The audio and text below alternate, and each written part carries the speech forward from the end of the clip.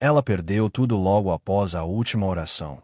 E por muito tempo acreditou que aquilo não podia ser coincidência. Não foi só o fato em si. Não foi só o fogo. Não foi só o barulho de madeira queimando. Foi o timing. A sequência. A sensação de ter falado com Deus à noite.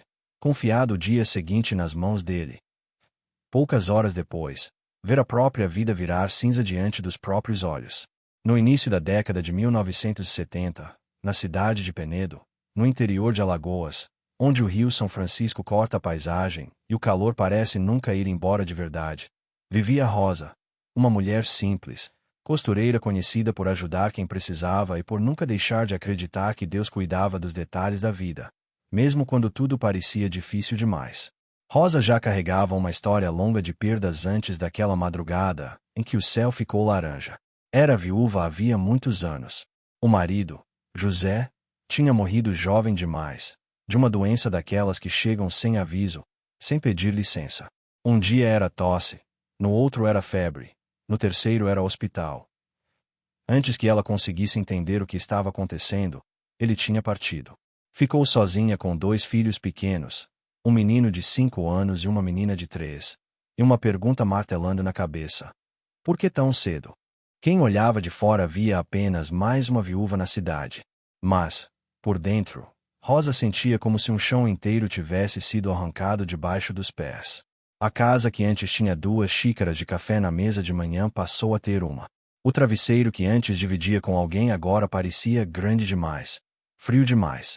As decisões que antes eram compartilhadas agora caiam todas sobre seus ombros. Criou sozinha os 2 filhos, trabalhando em casa, costurando para famílias mais ricas de Penedo. As casas de gente abastada da cidade a conheciam pelo nome. Rosa entrava pela porta dos fundos, como mandava o costume, carregando sacolas de pano com panos, linhas, moldes. Mídia. Cortava, alinhavava, ajustava. Em silêncio, ouvia histórias de festas, casamentos, aniversários, viagens, tudo coisa de um mundo que não era o dela. Voltava para casa com o barulho da máquina de costura já ecoando na mente, sabendo que ainda tinha horas de trabalho pela frente. Nunca sobrou dinheiro, mas nunca faltou dignidade. Os filhos tinham roupa limpa, ainda que simples. Havia comida à mesa, ainda que repetida. A casa era pequena, com paredes que precisavam de pintura, telhado que rangia, mas era casa. Nas noites de chuva forte, ela olhava para cima, sentindo algumas goteiras insistentes, mas dizia a si mesma: pelo menos a gente tem onde se abrigar. O que ela mais pedia em oração não era riqueza, não era conforto exagerado, não era vingança contra a vida que tinha levado José tão cedo. O que ela pedia era estabilidade, um pouco de paz. Um tempo sem sustos. Depois de tantos anos sobrevivendo, Rosa acreditava que já tinha sofrido o suficiente. Pensava: já paguei a conta, Deus. Agora o Senhor podia dar uma trégua. Todas as noites, depois de guardar a máquina de costura, uma máquina de ferro pesada, barulhenta, fiel, e apagar as luzes da sala, Rosa se sentava na beira da cama e rezava. A oração era simples, quase automática, mas não por falta de sinceridade. Era uma repetição teimosa, como quem bate a mesma porta todo dia. Agradecia pelo dia, pelo que tinha conseguido fazer, pela comida, pela proteção dos filhos. E pedia que nada de ruim acontecesse com sua família. Não pedia alegria extravagante, grandes surpresas. Pedia, quase sempre, que amanhã seja, pelo menos, como hoje, ou um pouco melhor. Naquela noite específica, ela estava mais cansada do que de costume. Tinha passado o dia inteiro terminando um enxoval para um casamento importante da cidade, virando barra de vestido, ajustando roupa de madrinha que emagrecia e engordava toda semana, correndo contra o tempo para entregar tudo a tempo da festa. As costas doíam, os olhos ardiam de tanto foco, as mãos estavam marcadas por alfinetes e agulhas. Os filhos já dormiam, um em cada cama, respirando fundo, o ventilador velho fazendo barulho no canto. Rosa guardou a máquina com mais dificuldade que o normal. Apagou as luzes da sala, deixou só a do quarto acesa. Sentou-se na beira da cama, como fazia sempre, juntou as mãos, fechou os olhos. Mas, dessa vez, não tinha forças para um discurso longo. A oração mais curta de todas saiu quase como um suspiro. Deus, cuida do dia de amanhã. Só isso. Eu tô cansada hoje. Me ajuda com o amanhã. Não pediu proteção detalhada. Não mencionou o nome dos filhos um por um como às vezes fazia. Não listou necessidades. Entregou o dia seguinte, numa frase.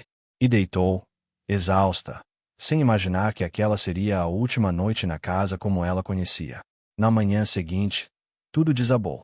Ainda era madrugada quando o primeiro cheiro estranho chegou, misturado ao ar pesado do calor. Um cheiro de fumaça mais forte do que o normal. Rosa, acostumada a acordar fácil depois de anos de maternidade solo, abriu os olhos com a sensação de que algo estava errado. O quarto ainda estava escuro, mas havia uma claridade estranha através da fresta da janela, uma luz que não era de sol nascendo. Levantou-se, foi até a janela, afastou a cortina com a mão trêmula. O que viu fez o coração disparar. A casa vizinha, separada apenas por uma estreita faixa de terreno, estava pegando fogo. As chamas lambiam as janelas, subiam pelo telhado, lançavam faíscas para o alto. O barulho de madeira estalando era assustador. Ouviu gritos lá fora, gente correndo, alguém chamando por água, por ajuda. O fogo se espalhava rápido demais. Em cidades do interior, com casas grudadas e muita estrutura de madeira, um incêndio não respeita limites de propriedade. Ele atravessa telhas, pula de uma casa para outra quase como um bicho faminto. Quando Rosa percebeu, as chamas já tinham alcançado o lado da casa dela. O calor começou a entrar pelas paredes, a fumaça a invadir o ambiente. Ela correu para o quarto dos filhos. Sacudiu o menino primeiro, depois a menina. Levanta. Levanta agora. A voz saiu alta, mas sem pânico, naquele tom que só quem já enfrentou muita coisa sabe usar. As crianças acordaram assustadas, olhos arregalados, tossindo com a fumaça que começava a entrar. Rosa pegou os dois pelas mãos, os puxando em direção à porta. No trajeto, notou que o fogo já lambia o batente de madeira na sala. Instinto de anos de mãe, de sobrevivente, gritou mais alto do que qualquer apego material. Corram para a rua, ordenou. Não olhem para trás. Empurrou-os na direção da porta da frente. Abriu com a força de quem sabe que segundos fazem diferença. O ar quente bateu no rosto. A gritaria da rua entrou com tudo. Vizinhos estavam tentando controlar o fogo com baldes de água tirada do poço, mangueiras improvisadas, panos molhados. O cheiro de queimado era forte, sufocante. Os filhos correram para o lado de fora, descalços, de roupa de dormir, assustados. Rosa deu alguns passos atrás deles, mas, num reflexo quase automático, olhou rapidamente para dentro da casa, como se sua mente estivesse fazendo um inventário mental em segundos. A máquina de costura, os moldes, os tecidos comprados fiado, as roupas dos clientes, o armário com as poucas peças de roupa deles, a cama, a mesa, as fotos antigas, tudo estava ali. Tudo o que ela tinha juntado com suor ao longo dos anos. Tudo parecia gritar, silenciosamente, pedindo para ser salvo. Ela deu meio passo para dentro de novo, numa tentativa desesperada de pelo menos pegar alguma coisa. Talvez um documento, talvez a máquina que era seu sustento. Mas, nesse instante, uma viga do teto vizinho desabou com estrondo, levantando uma nuvem de faíscas e fumaça que tomou a frente da casa. O calor aumentou de forma brutal. Um instinto de sobrevivência gritou de novo. Se entrar, você não sai. Uma mão forte segurou seu braço por trás. Era um vizinho, suado, com o rosto preto de fuligem. Rosa, não, gritou. Sai daí agora. A casa já era. Vem pra rua. Ela resistiu por um segundo, mas cedeu. Correu com ele para o meio da rua, onde os filhos a esperavam, chorando, agarrados um ao outro. Abraçou os dois com força, como se eles fossem a última âncora no mar pegando fogo. Ficaram parados, os três, observando o que restava da sua vida queimar diante de seus olhos. As chamas engoliram o telhado, atravessaram as janelas, lamberam cortinas, móveis, roupas. A fumaça subiu ao céu como se quisesse avisar o bairro inteiro do que estava acontecendo. Gente veio de outras ruas, alguns trazendo mais baldes, outros apenas olhando, impotentes. Tentaram, sim, controlar o incêndio, impedir que se espalhasse para outras casas. E conseguiram, em parte. Mas a de Rosa, grudada na do vizinho, não teve chance. Em poucas horas, a casa que ela conhecia, cada canto, cada rachadura, cada marca na parede, virou um esqueleto chamuscado. O que não queimou completamente, ficou enegrecido, destruído, impróprio para uso. A máquina de costura, feita de ferro, até sobrou, de certa forma, mas tão danificada, retorcida, que não havia conserto possível sem um custo que ela estava longe de poder pagar. Rosa ficou parada na rua, com o sol já alto, o suor misturado à fuligem e as lágrimas que ela nem sentiu escorrer. Os filhos ao lado, abraçados nela. Gente vinha falar, oferecer palavra de consolo, mas tudo parecia distante, abafado. Por dentro, um pensamento martelava, repetido, obsessivo. A última coisa que eu fiz antes de dormir foi orar. Eu pedi que Deus cuidasse do dia de amanhã. E o que aconteceu no amanhã? Eu perdi tudo. Pela primeira vez em muitos anos, ela sentiu algo quebrar dentro de si. Não foi um desespero histérico. Não foi um grito. Não foi uma cena de novela. Foi uma incredulidade silenciosa, pesada. Como se uma parte da mente dissesse: não é possível que isso seja só coincidência. Nos dias seguintes, a ajuda veio. Porque sempre vem. De algum jeito. Mas veio pouco e por pouco tempo. Alguns vizinhos doaram roupas usadas para ela e para as crianças. A igreja organizou uma coleta de alimentos, distribuiu cestas, ofereceu orações. Um parente distante apareceu com colchões velhos para eles não dormirem no chão. Tudo isso foi importante. Mas, quando o assunto era recomeçar de verdade, ninguém sabia como. Sem a máquina de costura, Rosa não tinha renda. Sem renda, não tinha como alugar um novo lugar, comprar móveis, investir em estrutura. Os clientes que tanto confiavam nela até lamentaram a situação. Mas isso não significava que continuariam esperando indefinidamente. Precisavam de costuras, de ajustes, de vestidos. Alguns tentaram ajudá-la, encomendar pequenas coisas. Mas, sem máquina, o que ela podia fazer com as mãos era muito limitado. Cada solução improvisada parecia trazer um novo problema. Se fosse morar em outro bairro, as crianças teriam que mudar de escola. Se aceitasse um trabalho de diarista, não teria como estar em casa quando os filhos chegassem. Se tentasse emprestar uma máquina, teria que assumir uma dívida no momento em que mal sabia onde ia dormir no mês seguinte. Ela tentou rezar novamente. Sentava-se no canto de onde quer que estivesse hospedada, fechava os olhos, tentava puxar as palavras que a acompanhavam desde sempre. Mas, quando abria a boca, o que vinha era uma mistura de indignação e silêncio. O que foi isso, Deus? Perguntou um dia, encarando o teto da casa emprestada. Eu pedi que o Senhor cuidasse do dia seguinte. Eu não pedi nada demais. Só pedi cuidado. O Senhor estava onde quando o fogo começou. Eu fiz a minha parte a vida inteira. O Senhor estava olhando para onde. Não conseguia terminar a oração. As palavras morriam na garganta. Sentia que tinha feito tudo certo, não perfeito, mas sem maldade, sem intenção de ferir ninguém. Ainda assim, tudo tinha sido tirado dela num único dia. Começou a se perguntar se aquela última oração tinha sido ignorada ou se, de alguma forma cruel que ela ainda não conseguia entender, tinha sido justamente o gatilho para o fim de tudo que conhecia. Os meses passaram. Rosa e os filhos foram morar de favor com uma parente distante, uma prima da mãe que tinha um coração bom, mas uma casa pequena.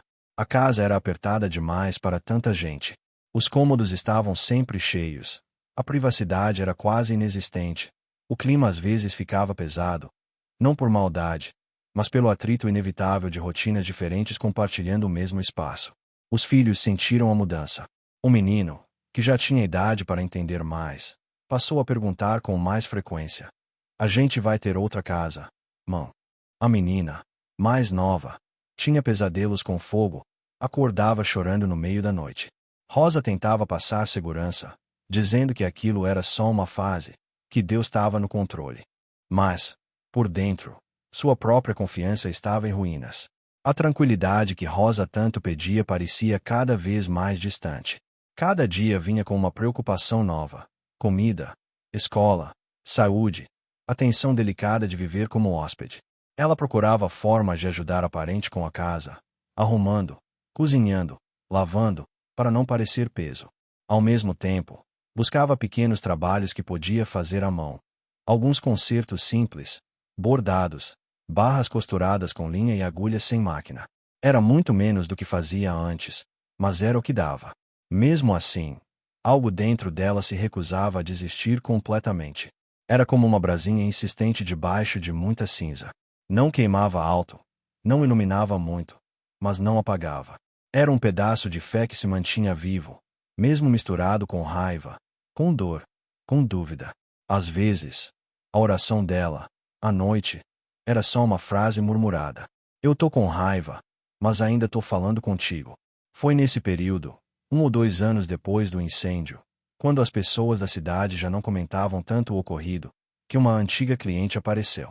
Era uma mulher de posição na cidade, dona de uma loja que, anos antes, não tinha muito nome, mas que, com o tempo, cresceu.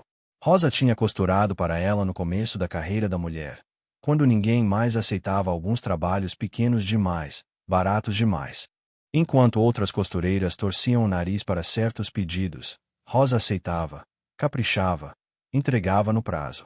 Um dia, essa mulher bateu à porta da casa onde Rosa morava de favor. Trazia no rosto uma mistura de surpresa e culpa tardia. Rosa, disse, entrando com cuidado. Eu demorei para vir. Eu soube do incêndio, mas estava na correria, e depois fiquei com vergonha de vir só agora. Mas eu não esqueci de você. Sentaram-se à mesa da cozinha apertada. Tomaram café, falaram de coisas gerais. Depois, a mulher foi direto ao ponto. Contou que agora administrava uma confecção maior na capital, em Maceió. Uma empresa que costurava em escala maior, que produzia peças para lojas, que tinha funcionários, máquinas, pedidos grandes. E que, sabendo da situação de Rosa, pensou nela para uma função específica. Eu nunca esqueci como você trabalhava, disse, olhando nos olhos de Rosa. Você pegava serviço que ninguém queria, fazia bem feito, com capricho. As outras me tratavam como se eu estivesse pedindo favor. Você não. Você sempre foi correta. Eu queria te fazer uma proposta.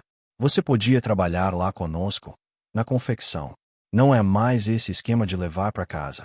É trabalhar lá, com outras mulheres, numa equipe. E, hesitou por um segundo, eu queria que você ajudasse a ensinar as mais novas. Você tem jeito. Sei que tem. Rosa teve medo na mesma hora. Nunca tinha saído de Penedo. Nunca tinha trabalhado fora de casa. Seu mundo, até então, era aquele. A rua, a igreja, o mercado, o rio ao fundo, as casas conhecidas. A capital, Maceió, era quase outro planeta.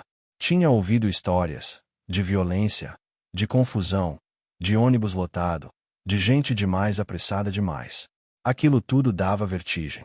Eu, na capital, perguntou, quase rindo, como quem tenta diminuir a ideia para ver se ela some. Você. A mulher insistiu. Eu não tô te oferecendo favor. Não. Tô te oferecendo trabalho. Salário fixo. Carteira assinada. Segurança. Não é rico? Não. Mas é certo. Mais certo do que depender de encomenda pequena aqui. Sem máquina. Sem estrutura. Eu sei que é um passo grande. E sei que só existe essa conversa porque você perdeu tudo. Se o fogo não tivesse levado a sua máquina, se você ainda tivesse sua casa, talvez nem passasse pela sua cabeça sair daqui.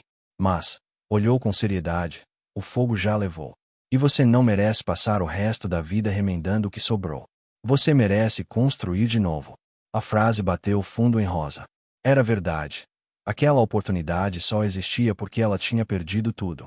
Se o fogo não tivesse levado a máquina, ela provavelmente continuaria naquele mesmo lugar, costurando para as mesmas famílias, sobrevivendo, não vivendo. E, se a casa ainda fosse dela, talvez não tivesse topado morar de favor. Não teria sido empurrada para um canto desconfortável em que precisava, de verdade, repensar tudo. Mas aceitar o convite parecia, ao mesmo tempo, traição e risco. Traição à ideia de que a vida dela era ali mesmo, aos medos antigos, ao costume de controlar pelo menos o pouco que conhecia. Risco de levar os filhos para um lugar desconhecido, de se perder numa cidade grande, de não se adaptar ao trabalho, de, mais uma vez, perder tudo. Ela pediu alguns dias para pensar. Naquela noite, sentou-se num canto da casa lotada, depois que todos dormiram. A cozinha, agora, já não era mais só a dela. Mas encontrou um espaço, acendeu uma vela pequena e falou, quase contra a própria vontade. Eu sei que fiquei brava contigo, Deus. Sei que disse umas coisas que não devia. Sei que, no dia do incêndio, pensei que o Senhor tinha virado o rosto. Mas agora apareceu isso. Eu não sei se é armadilha ou se é saída. Eu tenho medo. Medo de ir, medo de ficar, medo de dar errado, medo de arrepender. Se isso for resposta, me dá coragem. Se não for, fecha essa porta de um jeito que eu entenda. Não veio uma voz do céu. Não veio um sonho revelador. O que veio, nos dias seguintes, foi uma inquietação contínua cada vez que pensava em dizer não. Toda vez que imaginava permanecer em Penedo, tentando reconstruir a vida exatamente como era antes, algo dentro dela doía. A imagem do que tinha sido queimado não a deixava em paz. Ela percebia que, se tentasse reproduzir a vida antiga, estaria sempre comparando tudo com o que perdeu. Se, por outro lado, arriscasse ir, teria medo do desconhecido, mas também teria, pela primeira vez, a chance de escrever uma história nova, não de reescrever a antiga. No fim, num final de tarde quente, sentada na beira da calçada com os filhos brincando mais à frente, chamou os dois. Explicou, com palavras simples, o que estava acontecendo. Falou da proposta, da capital, do trabalho. Perguntou o que eles achavam. O menino, com seus 12 anos, falou antes. Lá tem escola, mãe? Tem. Então a gente vai estudar de todo jeito. Ele concluiu, prático. A menina, mais quieta, perguntou. A gente vai ter uma casa de novo. Se a mãe trabalhar, a gente consegue. Rosa respondeu, sem prometer demais, mas sem diminuir a esperança. Então, a gente vai com você. A menina disse, como se houvesse alguma dúvida sobre isso. Rosa percebeu que o que mais aprendia a Penedo já não era mais concreto. Era medo. E medo, ela já tinha aprendido, não paga conta, não enche prato, não acende luz. Decidiu. Ligou para a antiga cliente e disse, eu vou. Não sei como vai ser, mas eu vou. A mudança foi difícil desde o primeiro passo. Deixar Penedo, com tudo o que representava, foi quase como viver outro luto. Rosa se despediu das poucas coisas que ainda restavam, das pessoas que tinham sido suporte, da paisagem familiar, do rio.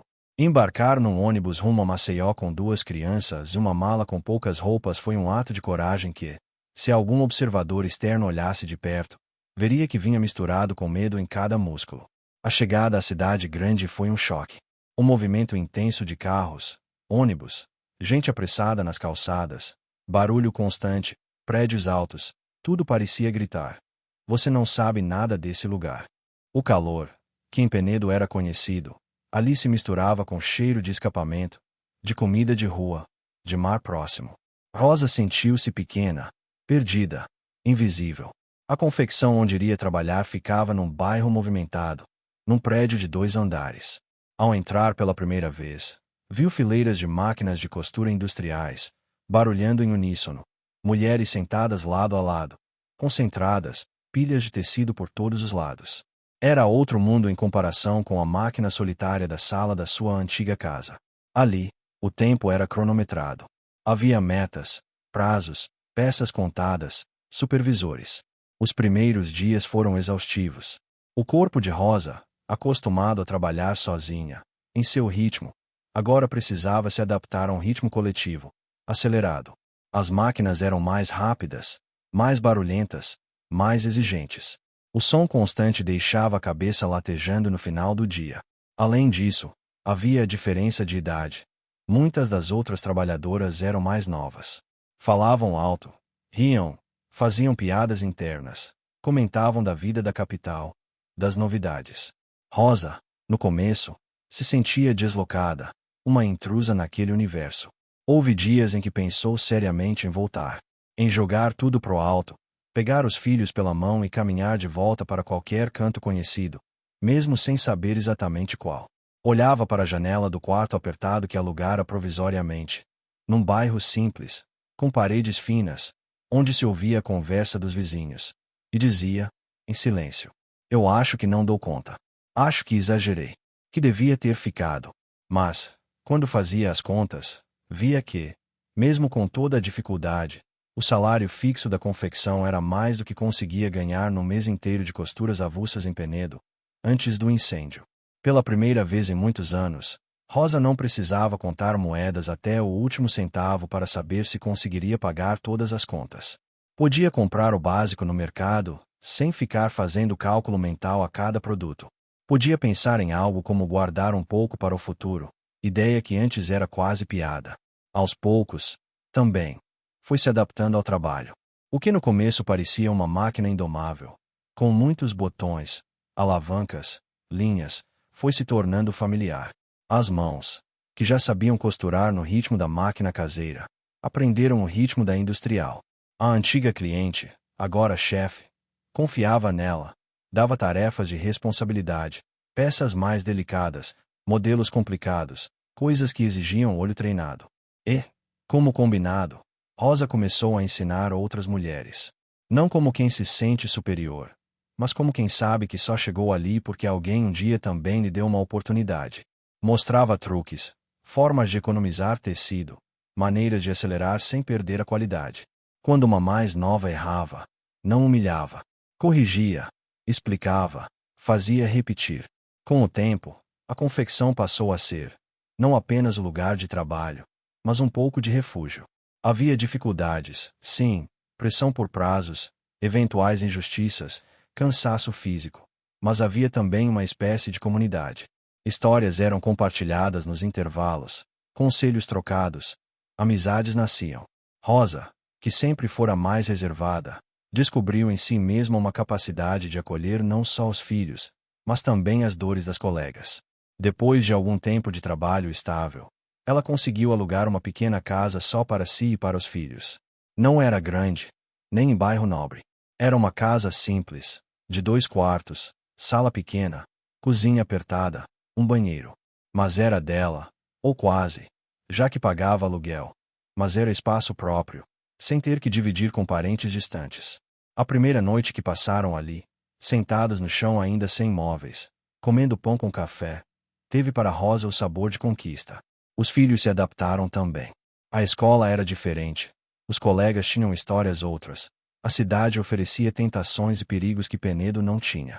Houve desafios, sim, amizades complicadas, influências ruins, medos novos. Mas, ao mesmo tempo, havia oportunidades, cursos, possibilidades de estudo, horizontes mais largos. Rosa, com o salário certo no fim do mês, conseguiu garantir que os filhos tivessem, pelo menos, o básico para estudar com dignidade: caderno, uniforme, transporte. Anos passaram. Aos poucos, a lembrança do incêndio deixou de ser ferida aberta e passou a ser cicatriz. Ainda doía quando pensava demais, mas já não sangrava. Ela conseguiu mobiliar a casa, não com luxo, mas com o necessário: uma mesa decente, camas melhores, um armário. Conseguiu, um dia, comprar uma máquina de costura só dela de novo. Não para viver daquilo integralmente, porque o trabalho na confecção era o principal, mas para fazer pequenos trabalhos extras em casa, por gosto, por memória, por identidade. Em uma noite tranquila, já muitos anos depois de ter chegado à capital, sentada sozinha na sala pequena, com os filhos já crescidos, um trabalhando, outra estudando mais, trilhando seus próprios caminhos, Rosa se lembrou, como quem reencontra uma fotografia antiga no fundo de uma gaveta, daquela última oração antes do incêndio. A cena veio inteira. Ela sentada na beira da cama, exausta, pedindo apenas que Deus cuidasse do dia seguinte. Por muitos anos, lembrar daquilo fazia seu estômago revirar, porque parecia uma ironia cruel. Olha o que aconteceu quando você pediu cuidado. Mas, naquela noite específica, o sentimento foi outro. Pela primeira vez, não sentiu dor ao lembrar. Sentiu compreensão. Como se o tempo tivesse, finalmente, lhe dado o ângulo certo para olhar a mesma cena antiga. Ela entendeu que, se não tivesse perdido tudo, teria continuado exatamente onde estava. Não em um lugar horrível, mas em um lugar pequeno demais para o que Deus ainda queria fazer. Teria continuado sobrevivendo, não vivendo plenamente, contando moedas, costurando sozinha, presa a uma rotina que, embora digna, não permitiria que ela alcançasse a estabilidade que tanto pedia. A perda que veio logo após a oração não foi castigo. Foi um empurrão mais doloroso que a levou para um lugar melhor do que ela imaginava alcançar. Não que o fogo em si fosse bom. Ela nunca romantizaria isso. O incêndio foi sofrimento real, perda concreta, trauma para os filhos, cicatriz que nenhuma explicação teológica apaga. Mas, olhando o caminho que veio depois, Rosa conseguiu ver outra coisa. Deus não tinha respondido não à oração dela. Tinha respondido de um jeito que você não vai gostar agora, mas que vai te colocar num lugar mais protegido depois. Naquela noite, pegou uma cadeira, puxou mais perto da janela. O bairro estava silencioso, algumas luzes acesas nas casas ao redor, um cachorro latindo à distância, um rádio baixo tocando em alguma casa vizinha. Juntou as mãos, como sempre fez, fechou os olhos e começou a rezar. Mas, dessa vez, a oração não começou com pedido, nem com queixa. Começou com reconhecimento. Eu demorei para entender. Disse, em voz baixa. Demorei demais. Passei anos achando que o Senhor tinha me abandonado. Passei anos com raiva toda vez que lembrava daquela noite. Eu pedi proteção e acordei no meio do fogo. Eu achei que a conta não fechava. Hoje, eu olho para trás e vejo que, se o Senhor não tivesse deixado tudo aquilo queimar, eu ainda ia estar lá, segurando o pedaço de vida que não me levava para frente. Sobrevivendo, não vivendo. Eu ainda ia estar pedindo estabilidade sem saber que a resposta já estava pronta, só esperando eu sair do lugar. Fez uma pausa, respirou fundo. Obrigada pelo que queimou. Não porque foi fácil. Não foi. Doeu. Eu achei que ia morrer por dentro. Mas obrigada porque o Senhor não me deixou parar ali, no meio da rua, olhando cinza, achando que aquilo era o fim. Obrigada pela mulher que lembrou de mim, pela porta na confecção, pela coragem que eu não tinha, mas o Senhor enfiou em mim mesmo assim. Obrigada por hoje eu poder olhar para os meus filhos e ver que a gente chegou num lugar que eu nunca teria chegado sozinha. Naquela noite, Rosa voltou a rezar como fazia antes do incêndio, mas com uma diferença enorme por dentro. Não era mais uma oração de medo constante de perder de novo, nem uma oração de cobrança, nem de desconfiança. Era uma oração de gratidão por um caminho que começou em cinza e acabou em dignidade. Ela não pediu proteção contra perdas. Não porque não tivesse mais medo de perder, mas porque, de alguma forma, sabia que perda faz parte da vida. Pediu, no máximo, outra coisa. Se um dia eu tiver que perder alguma coisa de novo, não me deixe esquecer o que o Senhor fez comigo dessa vez. Não me deixe achar, de novo, que o Senhor virou o rosto. Me lembra que, mesmo quando parece que eu perdi tudo, o Senhor ainda pode começar alguma coisa dali.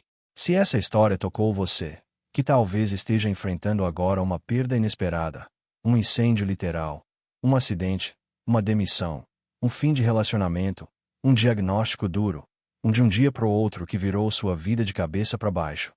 Vale guardar o que o caminho de Rosa mostra com tanta clareza silenciosa. Às vezes, a resposta vem logo depois da oração, mas não da forma que esperamos. Nem toda perda é um fim. Algumas são, sim, o fim de algo que não tinha como continuar. Outras são começo disfarçado, um início que se apresenta sob a máscara de tragédia. Na hora, dói tanto que é impossível chamar de começo. Só parece destruição. Só depois, olhando pelo retrovisor do tempo, é que dá para reconhecer que, se aquilo não tivesse acontecido, você estaria até hoje em um lugar que não te levaria aonde está agora, ou aonde ainda vai chegar. Isso não significa que tudo o que dói é plano perfeito, ou que Deus manda sofrimento como punição ou teste de resistência. Significa que, dentro de um mundo que queima, quebra, falha, Deus continua capaz de puxar caminhos novos debaixo de escombros. Que Ele não responde sempre sim do jeito que pedimos, nem não seco. Às vezes, Ele responde de outro jeito, e esse outro jeito passa, sim, por momentos em que parece que você perdeu tudo. Talvez hoje você esteja, como Rosa esteve, parado na rua, olhando para algo que virou cinza na sua vida, pensando: eu orei ontem, eu pedi ajuda, e hoje acordei, no meio do fogo. Que sentido isso faz? E talvez ainda demore para qualquer sentido aparecer. Talvez ainda venha um tempo de viver de favor, de casa apertada, de ajuda pingada, de vergonha, de dúvida. Pode ser que a antiga cliente da sua história, A pessoa, a oportunidade, a porta, ainda não tenha chegado. Ou pode ser que esteja batendo agora, e você esteja com medo demais para abrir. Qualquer que seja o momento, lembre do que aconteceu com Rosa anos depois. Ela só conseguiu ver propósito quando parou de olhar apenas para o dia do incêndio e começou a enxergar a linha inteira que veio depois. E essa linha, ninguém enxerga no começo. É caminhando que ela aparece. E talvez, lá na frente, você também se veja numa cadeira simples, numa casa reconstruída, dizendo, com a mesma sinceridade: eu não entendi na hora. Eu achei que tinha perdido tudo. Mas hoje eu vejo que foi dali, justamente dali, que o caminho começou.